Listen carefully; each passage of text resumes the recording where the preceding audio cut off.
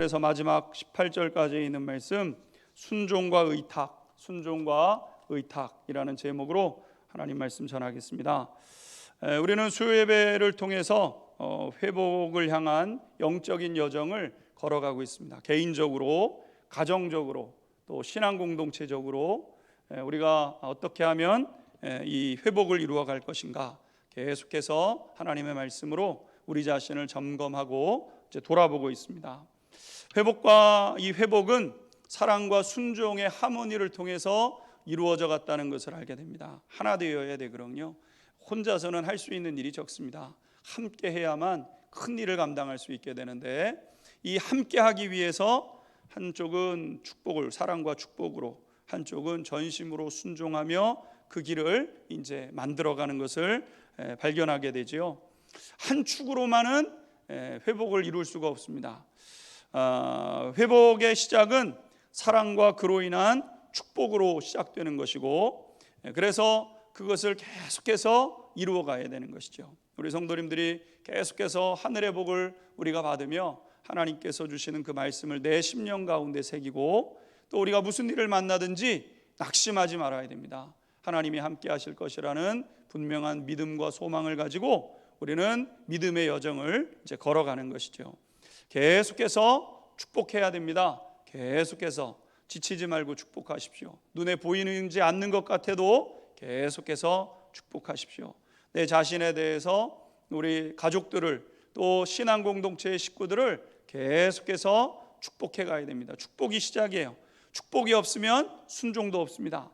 계속해서 축복을 하고 계속해서 잘 되기를 구하고 바라게 될 때 이제 하나님의 이 회복의 역사에 첫 발을 내딛게 되는 것이죠. 동시에 룻은 온전히 순종했죠. 목욕을 하고 기름을 바르고 예복을 입고 타작마당에 내려가서 보아스의 발치 아래 가만히 누웠습니다. 여인으로서는 굉장히 어렵고 수치스러운 일이었음에도 불구하고 순종하지 않았습니까? 그러니까 순종으로 이제 역사를 써나가게 되는 것이죠. 가슴을 졸이며 순종하게 되었을 때 놀랍게도 보아스가 내가 돕겠다 이렇게 이제 약속을 하게 되었습니다. 이제 드디어 이제 문이 열리기 시작하는 거예요. 불가능해 보이는 회복의 역사가 한 걸음 발치 앞에 놓여지게 되는 것이죠.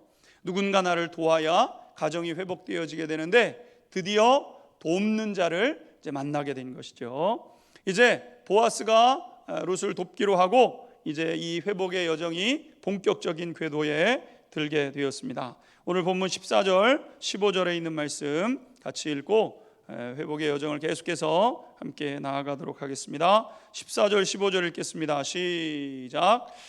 룻이 새벽까지 그의 발치에 누웠다가 사람이 서로 알아보기 어려울 때에 일어났으니 보아스가 말하기를 여인이 타작마당에 들어온 것을 사람이 알지 못하여야 할 것이라 하였음이라. 보아스가 이르되 내 겉옷을 가져다가 그것을 펴서 잡으라 하매 그것을 펴서 잡으니 보리를 6번 되어 룻에게 지워주고 성읍으로 들어가니라. 아멘. 보아스는 룻에게 새벽까지 누워 있으라 이렇게 얘기를 했습니다. 이제 이불을 걷고 그 발밑으로 들어갔잖아요. 깜짝 놀라서 일어나서 이게 누구냐? 룻입니다. 무슨 일이냐? 당신의 도움이 필요로 합니다. 나는 당신의 여종입니다. 당신만이 나를 도울 수 있습니다. 이렇게 이제 이야기를 했을 때 보아스가 알겠다. 당신을 돕겠소이다. 이렇게 이제 이야기했죠. 보아스는 돕기로 하고 나서는 새벽까지 일단 누워 있으라 이렇게 얘기를 했습니다. 새벽은 어둠이 가장 깊을 때이고 또 모든 사람들이 깊이 잠드는 시간이기 때문에 달빛에라도 누군가의 눈에 띄게 되면 이거 해명해야 됩니다. 왜 이방 여인이랑 한 이불에 있어? 이게 그러면 이게 해명하기도 어렵고 복잡해지는 상황이죠. 여러 가지 소문에 시달리게 되고 일을 시작하기도 전에 굉장히 곤경한 상황에 처하기 때문에 보아스는 일단 돕기로 한 이상 일단 새벽까지 기다리라고 이렇게 얘기를 하게 되죠. 그리고 보아스는 그때까지 기다리다가 새벽이 되고 나니까 안전한 상황이 된 것을 알고는 새벽 시간에 일어나서 보리 6대를 되어서 이제 주면서 돌아가서 기다리라고 이야기를 하게 됩니다. 우리는 이 룻기 3장에서 이 보아스의 마음을 보게 되는데, 보아스는 그래도 어떻게 해서든 도우려고 애를 쓰고 있는 것을 보게 되죠. 뭐라도 작은 것이라도 계속해서 도우려고 하는 보아스의 이 마음을 보게 됩니다. 우리는 룻기 속에서 우리를 도우시기를 기뻐하시는 하나님 아버지의 마음을 이제 발견하게 되는 것이죠. 가만히 생각해 보게 되면 우리 인생은 굉장히 외롭고 고독한 그러한 인생이 우리의 삶 아니겠습니까?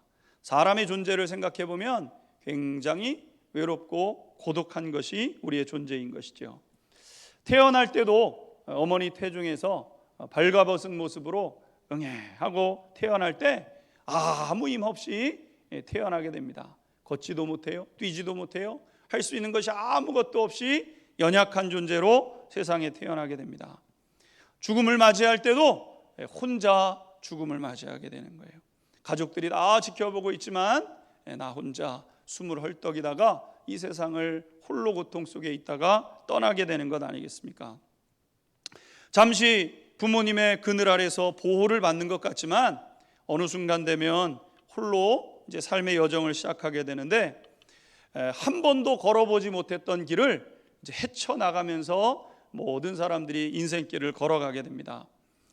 학교를 갈 때 처음 학교를 가죠. 초등학교 때 생각하시는지 모르겠지만 이렇게 저 같은 때는 노란 손수건을 여기다가 옷빈을 해서 하면 코를 풀어가면서 갑니다. 한 60명 이렇게 앉아 있었는데 도대체 선생님은 뭐 하는 분인지, 옆에 친구는 낯설고, 그러며 이제 시작을 하게 되는 것 아니겠습니까?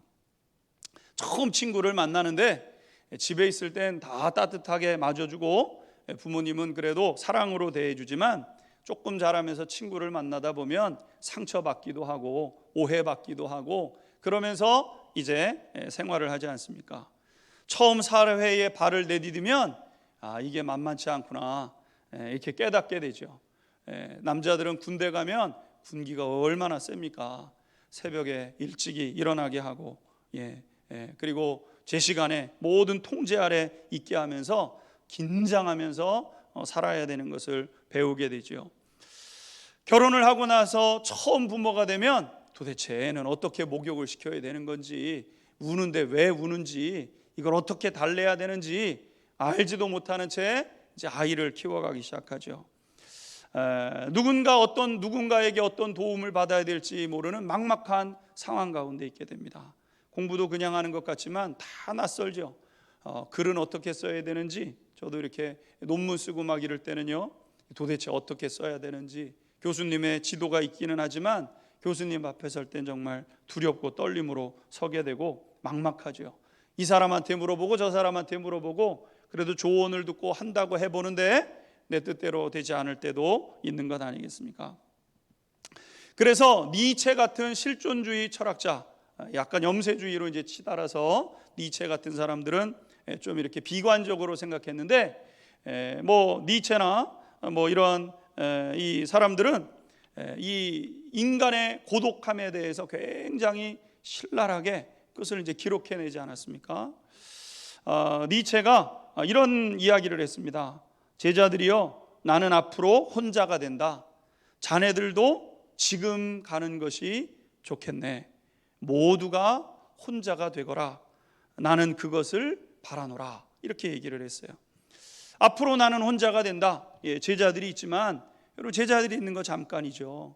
또 제자들은 제자들 갈 길 가는 거니까 나 혼자의 인생 그래, 가려면 지금 가라 이러면서 이야기를 하고, 그런데 당신들도 별반 다르지 않냐, 당신들도 혼자라는 것을 알아라, 이렇게 얘기를 하죠. 하나님을 부정했던 니체는 철저하게 혼자가 되어야 된다, 이렇게 이야기를 했습니다. 그렇죠? 하나님 없는 인생은 혼자입니다. 누가 나와 함께 해주겠습니까? 같은 길을 가는 것 같지만 상황이 되면 다 달라지게 되고 홀로 살아가게 되는 것이죠. 만약 하나님이 없었다고 한다면 모든 사람은 지금 룻과 같은 처지에 놓이게 되는 것 아니겠습니까? 이방 여인으로서 어디에서 누구의 도움을 받아야 되는지도 알지 못하는 채 전전긍긍하면서 혼자 살아가는 것이죠. 그런데 하나님은요, 우리를 그대로 내버려 두지 않으셨습니다. 하나님은 홀로 있는 우리에게 찾아오셔서 내가 너희를 도와줄게 말씀하시면서 찾아오셨죠. 그리고 도움을 요청하는 사람들에게 세심한 손길로 돌보시면서 때로는 위로해 주시고, 때로는 교훈해 주시고, 때로는 책망해 주시면서 우리의 걸음 함께 걸어가고 있다고 하나님께서 말씀해 주셨지요. 여러분, 하나님은 홀로 어려움을 헤쳐나가는 이들을 찾아오셨습니다. 노아를 찾아오셨고, 아브라함을 찾아오셨고, 야곱을 찾아오셨고, 우리가 하나님 앞에 나아간 것이 아니라 하나님이 찾아와 주신 거예요. 하나님이 찾아와 주실 때 그냥 마음의 문을 열어서 예, 하나님 감사해요 받아들이면 하나님과 이 신앙의 여정을 걸어가면서 하나님과 인생 여정을 걸어가게 된 것 아니겠습니까? 야곱이 아버지와 형 에서를 속이고 축복권을 몰래 뺏어서 형의 분노를 사게 되었죠. 에서가 아버지 어머니만 돌아가셔봐, 그럼 그날로 네 장산날이야. 이렇게 이제 야곱의 이 에서가 야곱에게 이제 복수의 칼날을 갈게 되었죠. 결국 어머니가 안 되겠다 싶어서 어떻게 아들을 둘을 잃느냐, 큰 아들이 작은 아들을 죽이면 작은 아들을 야곱은 그냥 죽는 거고, 아들 죽인 아들을 어떻게 마음에 품고 살겠어요. 하루아침에 아들 둘을 다 잃을 수 없으니까 너는 외삼촌 집으로 가라, 저 하란, 저 아브라함이 처음 하나님을 만났던 그곳으로 가라고 그렇게 이제 이야기를 하게 되죠. 야곱이 그 밤에 이제 짐을 싸들고 도망을 칩니다. 형을 피해서 도망을 치게 되죠. 그리고 노상에서 잠을 청하게 되지 않았습니까? 돌을 베개 삼아서, 하늘을 이불 삼아서 쪽잠을 잠들면서 잠이 든 거예요. 그 황량한 벌판에서 진짜 혼자가 된 거죠. 부모님이 그래도 계셨는데 이제 부모님께 의지할 수가 없어요. 나 혼자 살아가야 돼요. 그렇게 노상의 길에 들어선 것 아니겠습니까?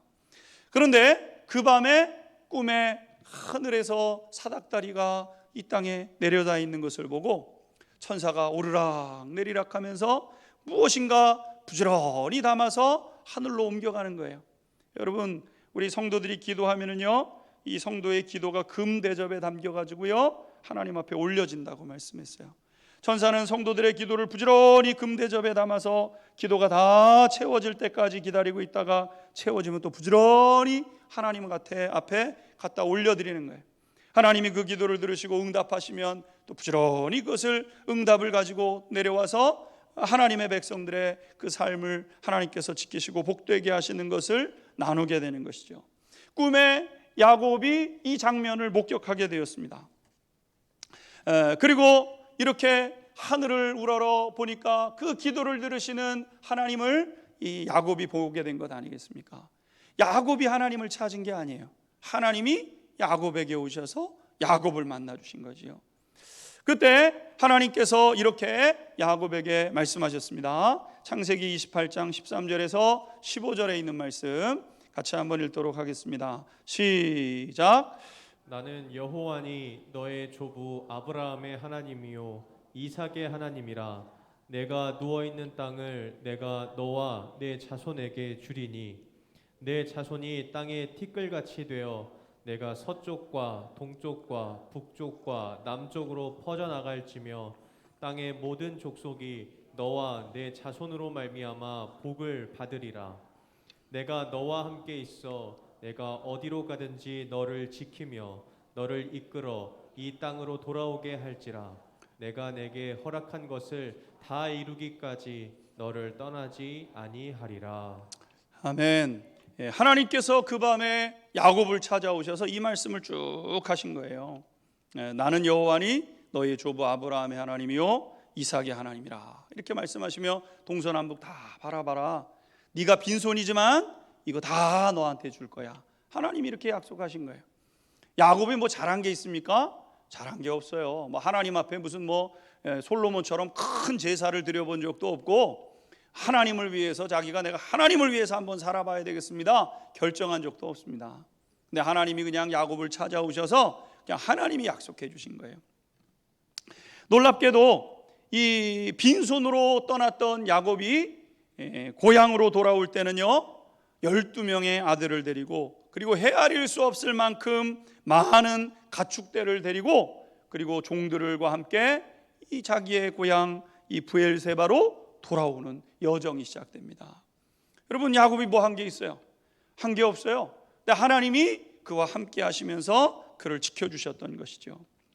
사랑하는 성도 여러분, 우리의 인생은 외롭고 고독한 것이 틀림이 없지만, 그러나 하나님이 우리와 함께 하시면서 우리를 도우시기로 약속해 주셨어요.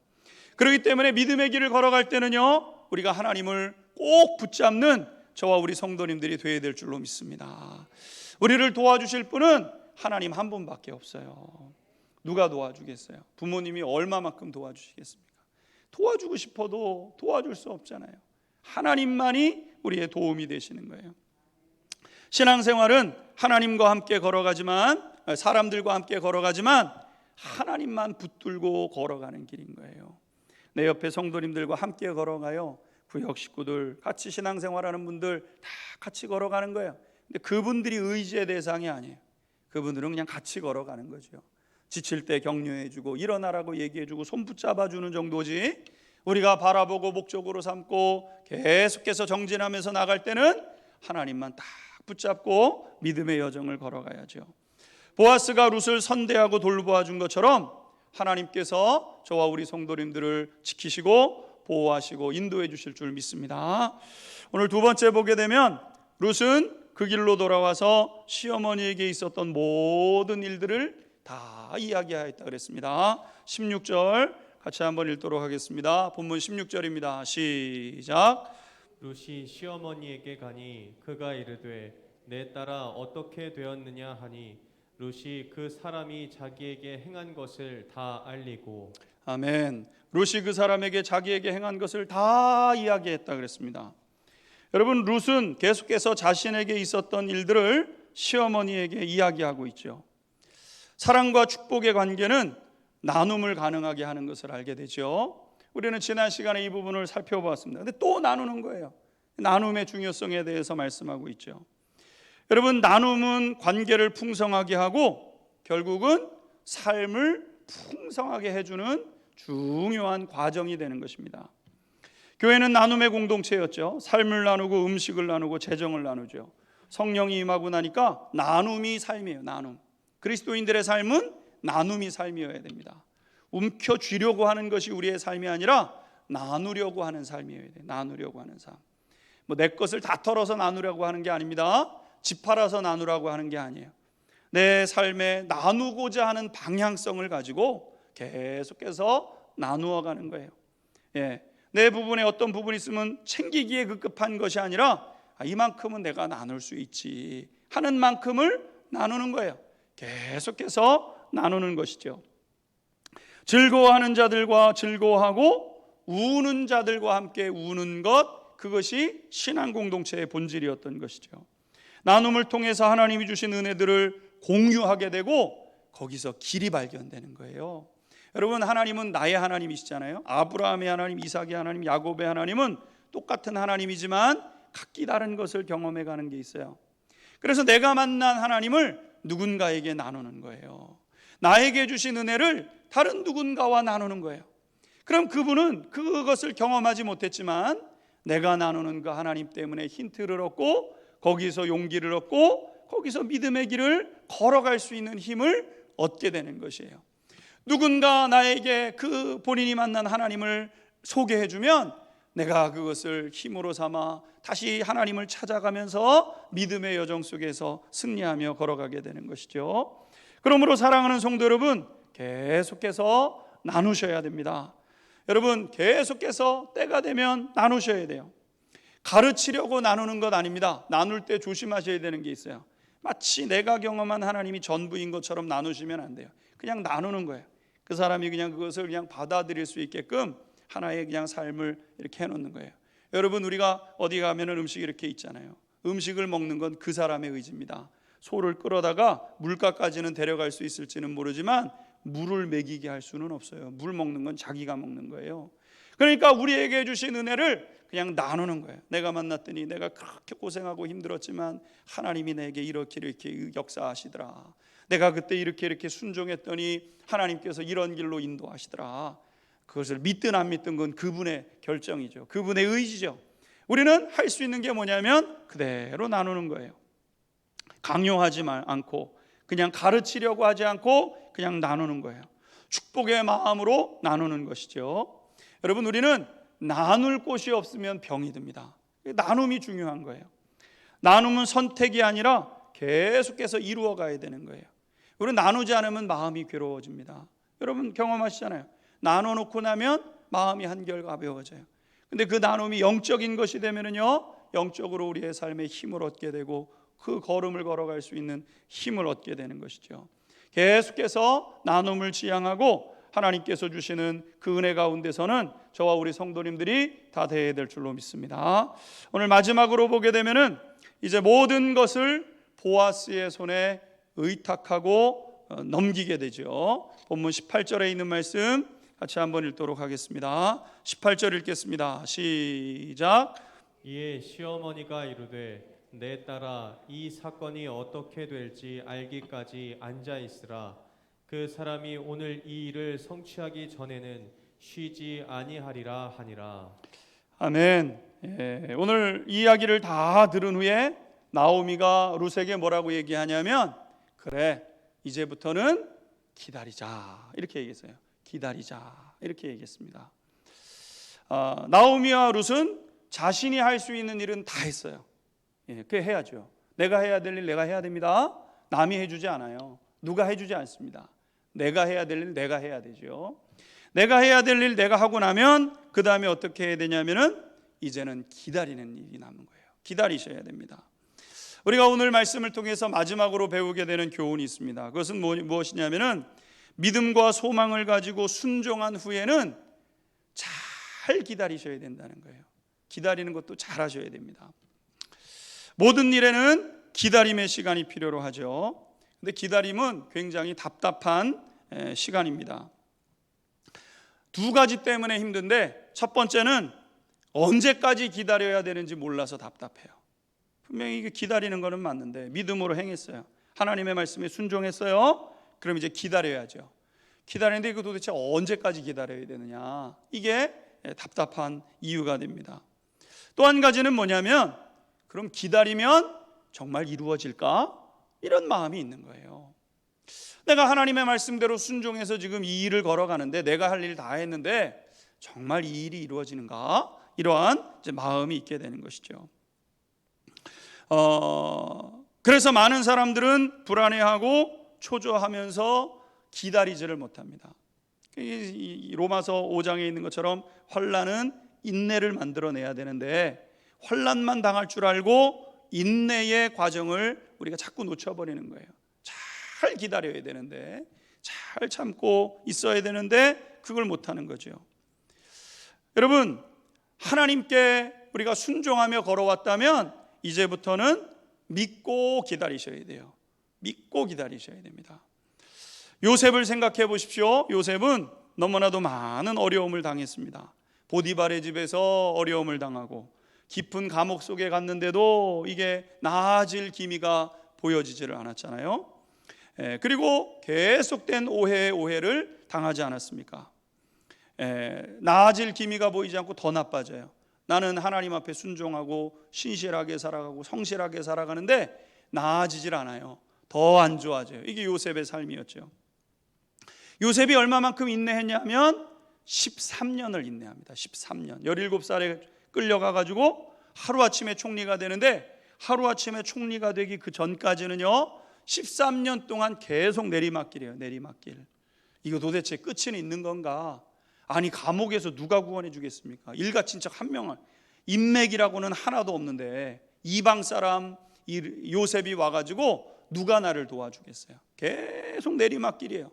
근데 여러분 요셉이 어떻게 했습니까? 잘 참고 인내했어요. 요동하지 않았어요. 에라 모르겠다 저지르지 않았어요. 그냥 계속해서 그 길을 걷지요. 13년을 참고 인내했을 때 무슨 일이 벌어졌습니까? 요셉이 애굽의 총리가 되는 이런 역사가 있게 된 거예요. 하나님이 행하시는 거죠. 잘 참고 기다리니까 하나님의 역사가 나타나게 된 것입니다. 또 알 수 없는 고난이 욥에게 찾아와서 재산 잃어버리고 자녀 잃어버리고 사람 잃어버리고 건강 다 잃어버렸어요. 도대체 이게 왜 찾아오는지를 모르겠는 거예요. 나는 잘못한 게 없고 죄가 없는데 이렇게 많은 고통이 한꺼번에 내 삶에 다가왔어요. 자녀를 잃어버렸을 때는 땅을 치면서 통곡을 하면서 애통을 했습니다. 질병에 걸리고 아내가 저주하고 떠나니까 울 힘도 없었어요. 도대체 왜 내 삶에 이런 고통이 있는가? 하고 많은 사람 중에서 왜 하필 나에게 이 고통인가? 아무리 되돌아 찾아봐도 하나님 앞에 잘못한 게 없고 죄 지은 게 이렇게 고통당할 만한 죄를 저지른 기억이 없어요. 답이 찾아지지를 않아서 안타까워하죠.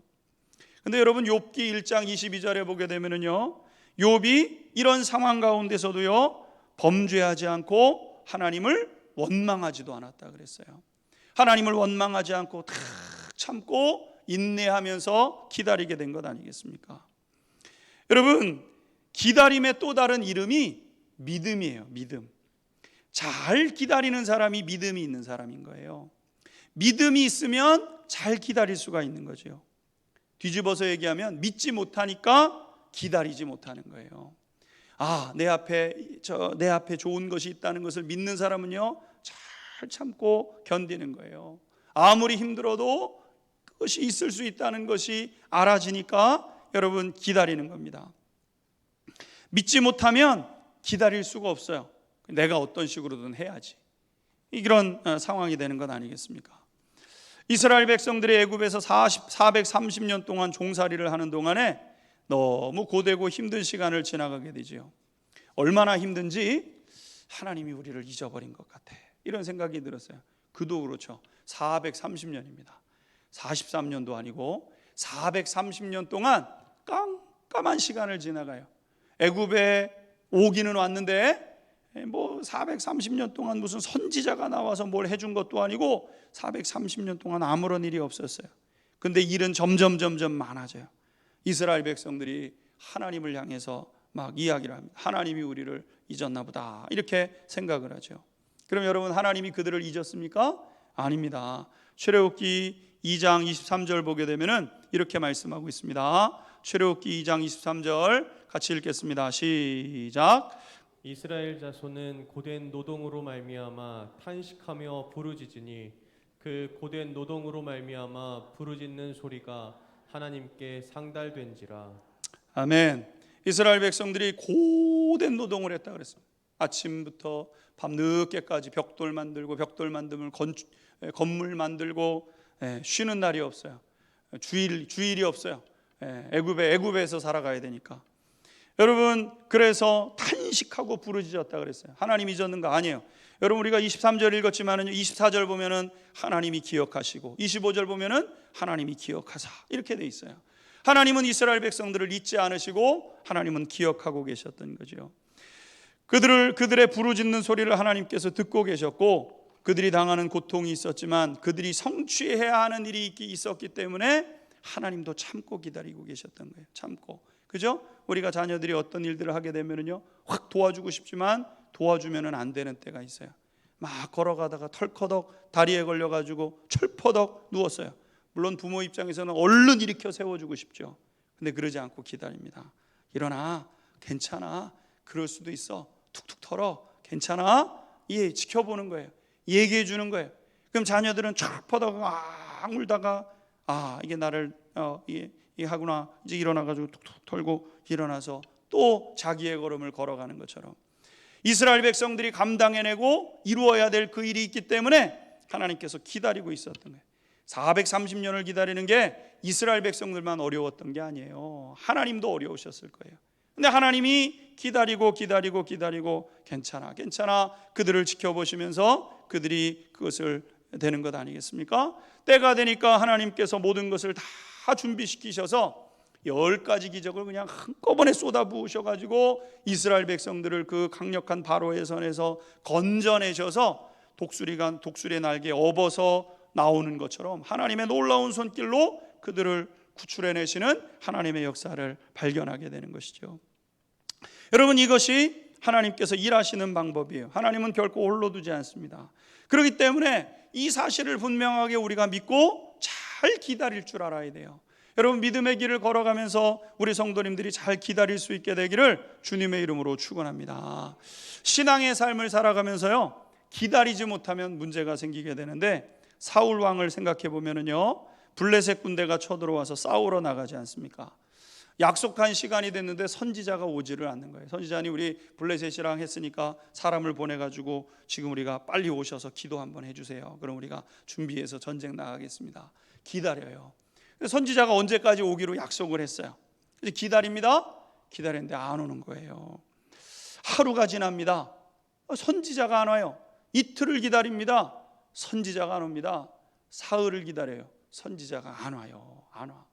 약속한 시간이 됐는데 안 와요. 여러분, 화납니까? 안 나겠습니까? 아니, 선지자가 약속을 했으면 무슨 일이 있어도 그 시간에 와야 되고, 이게 지금 뭐 그냥 대충 그런 일이 아니라 목숨을 걸고 전쟁을 치러야 되는 그 일인데 선지자가 오지를 않는 겁니다. 희한하죠? 선지자가 늦을 리가 없는데 오지를 않는 거예요. 사람들이 다 도망가기 시작합니다.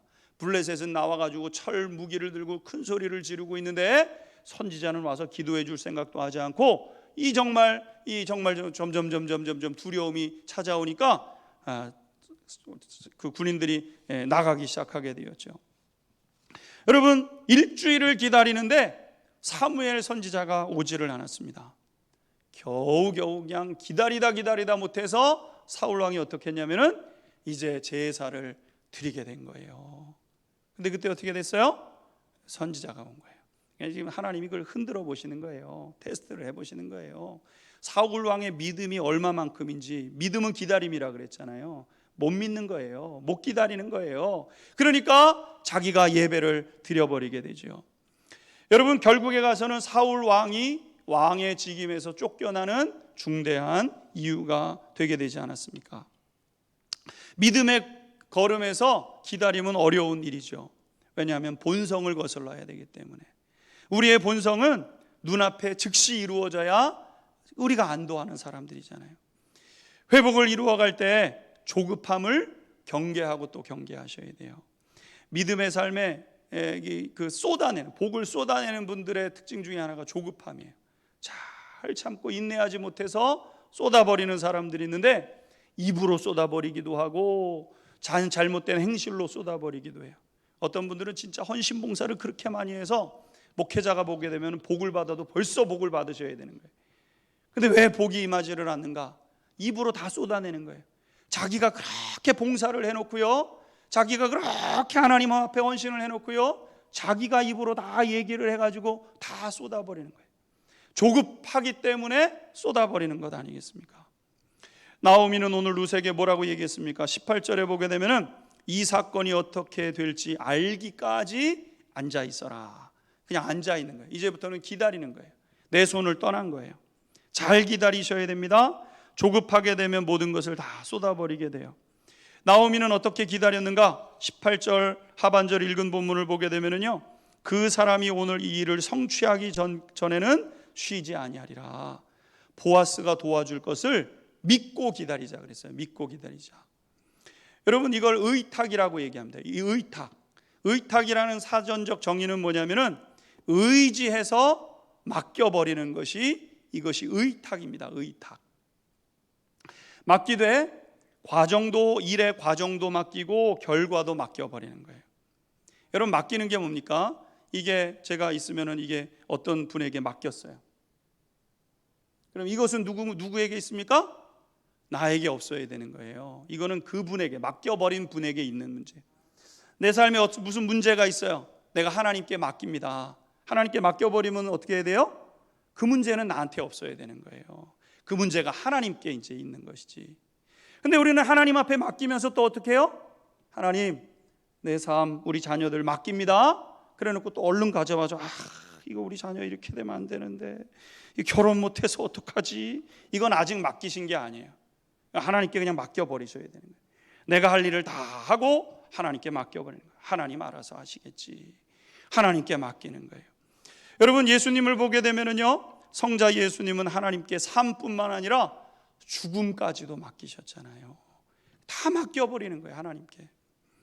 하나님은 이렇게 우리가 사람이 믿고 기다려야 보게 되기 때문에 정확하시고 무오하신 하나님을 믿고 기다릴 때 하나님이 역사하시고 복되게 하시는 것이죠. 하나님의 때까지 잘 기다리셔야 됩니다. 하나님의 때가 있어요. 하나님의 때가 있습니다. 내 때에 이루어지지 않습니다. 하나님의 때에 이루어지는 거지. 하나님의 때는 늦지 않아요. 우리가 생각할 때 늦어요. 제가 목회를 해보면은 하나님의 때가 좀 늦는 것 같아요. 근데 하나님의 때가 딱 맞아요. 조금 우리가 참고 인내하고 기다리면 하나님께서 늦지 않게 정확한 때에 우리 성도님들의 삶에 응답해 주실 줄 믿습니다. 할렐루야. 우리 같이 찬양하고 기도하겠습니다. 하나님이 우리를 도우십니다.